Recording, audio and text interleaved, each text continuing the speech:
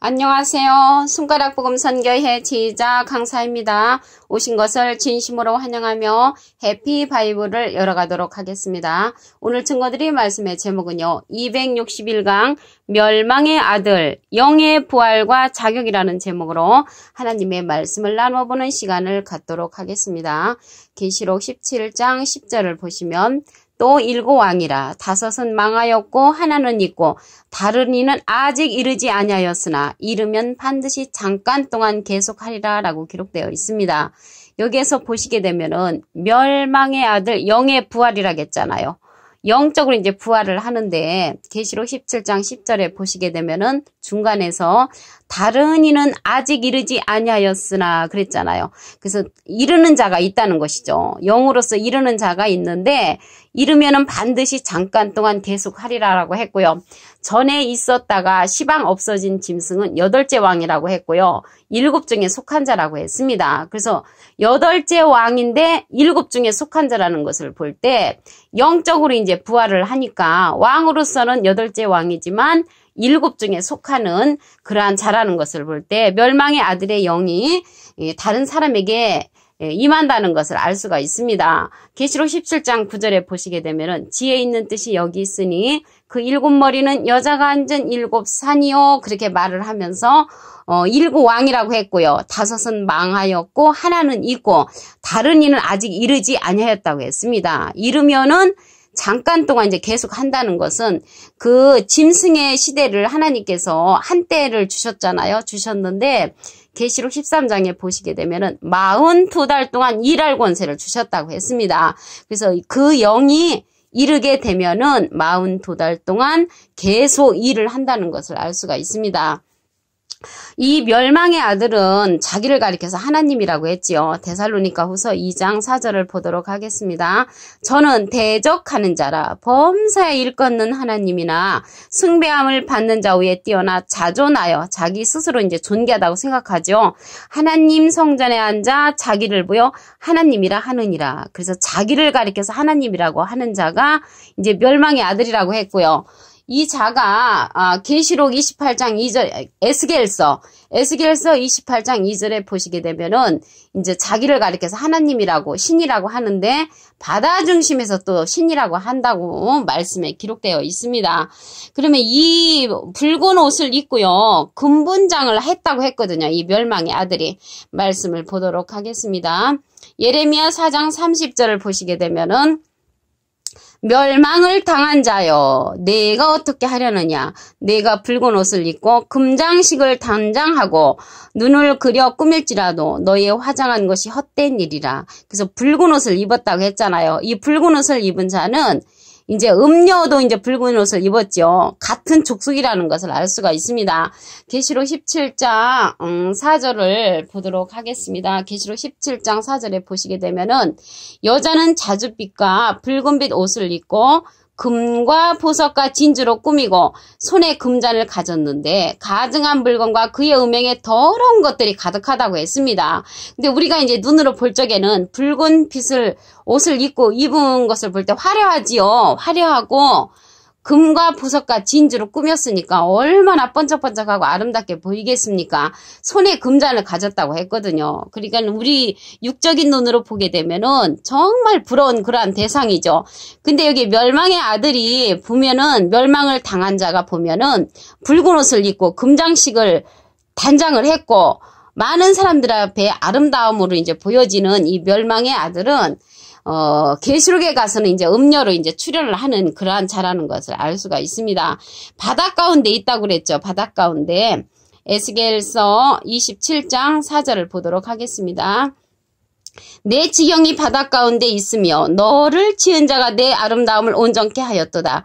그래서 이 멸망의 아들도 누가 지었냐면 하나님이 지으셨다겠죠. 창세기 3장 1절에 보시게 되면은 하나님께서 이 자도 지으셨다는 것을 알 수가 있습니다. 근데 바닷 가운데 있다고 했거든요. 바닷 가운데.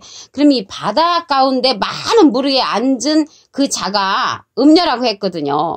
계시록 17장 15절을 보시게 되면은 또 여자가 내게 말하되 내가 본 바 음녀에 앉은 물은 백성과 무리와 열국과 방언들이라. 그래서 바다 가운데 있다는 거는 그 많은 물 가운데 백성과 무리와 열국과 방언들이라고 했거든요. 그 많은 물은, 음녀가 앉은 물은.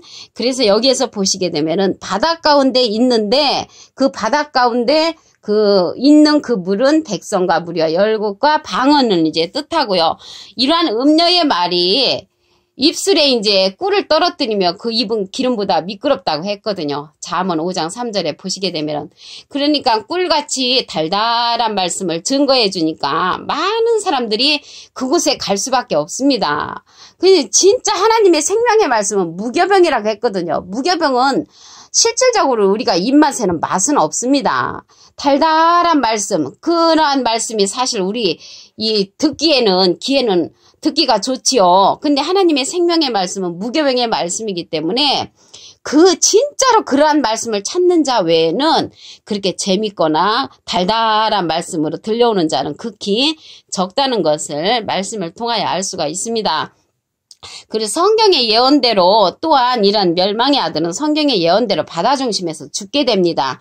에스겔서 28장 8절을 보도록 하겠습니다. 너를 구덩이에 빠뜨려서 너로 바다 가운데서 살육을 당한 자의 죽음같이 바다 중심에서 죽게 할지라. 그래서 바다 중심에서 하나님께서 이러한 자를 죽게 만든다고 했고요. 에스겔서에 보시게 되면은 이 멸망의 아들도 바다 중심에서 하나님께서 죽인다고 그러한 말씀이 기록되어 있습니다. 같은 내용이라는 것을 알 수가 있죠. 에스겔서 27장 5절을 보도록 하겠습니다. 스닐의 잣나무로 내 판자를 만들었으며 너를 위하여 레바논 백향목을 가져 돛대를 만들었도다. 그래서 스닐의 잣나무는요. 여기 스닐은요. 헤르몬산을 가리키고 시온산을 또 가리킵니다. 잣나무는 이제 하나님을 상징을 하고요. 하나님같이 그러한 자들로 판자를 만들었다고 했거든요. 그러면 여기서 나무는 나무가 아니고 예레미야 5장 14절에 보시게 되면은 이 백성으로 나무가 되게 하리니 라는 말씀이 있죠. 그래서 하나님의 백성을 가리켜서 나무로 상징을 하는데요. 그 멸망의 아들의 그 조직체에 보시게 되면은 판자를 갖다가 스닐의 잣나무로 만들었다는 것이죠. 하나님과 같이 훌륭한 그러한 자들로 판자를 만들었다고 했고 너를 위하여 레바논 백향목을 가져 돛대를 만들었도다. 그래서 그 배의 중심을 백향목과 같이 훌륭한 사람으로 돛대를 만들었다는 것을 알 수가 있습니다. 돛대는 그 배의 그 기둥이죠. 그러니까 이들이 이제 바다 중심에서 활동을 하니까 여기에서 돛대라든가 판자라든가 이런 것은 배에서 쓰이는 그런 모든 장비들이죠. 그런데 여기에서 보실 때 바다 중심에서 활동을 하기 때문에 훌륭한 자들로 말미암아 판자도 만들고 돛대도 만들고 또 돛도 만들고 또 여러 가지 노도 만들고 이러한 일이 있죠. 그 다음에 보시게 되면은 돛하고 돛대는 틀리다고 말씀을 드렸죠. 돛은요, 길을 이제 얘기를 하는데, 말씀을 보겠습니다. 에스겔서 27장 7절을 보시면, 애굽의 수놓은 가는 배로 돛대를 만들어 길을 삼았으며, 이제 우리는 이제 가는 배인데 여기 배는 이제 옷감을 상징합니다. 옷감. 애굽이라는 것은 이사야 31장 3절에 보시게 되면 사람을 뜻합니다.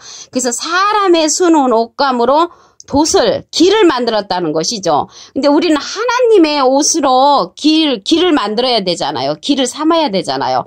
하나님의 말씀은요, 흰 옷으로 이제 상징이 되죠. 안약을 사서 흰 옷을 사서 입어라.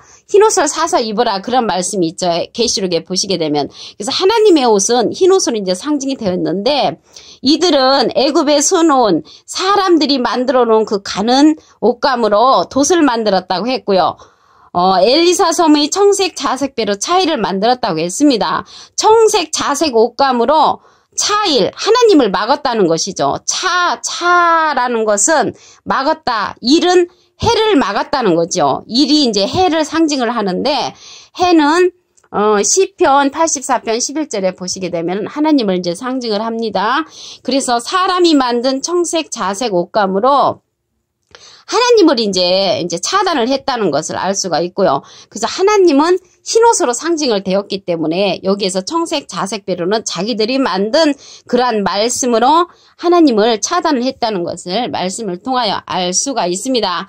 그리고 이제 이 배에서 일하는 그 멸망의 아들은 상수리 나무로 노를 만들었다고 했습니다. 에스겔서 27장 6절을 보겠습니다. 바산이 상수리 나무로 내 노를 만들었으며 깃딤섬 황양목에 상하로 꾸벼 갑판을 만들었도다. 그래서 여기 상수리 나무가 나오잖아요.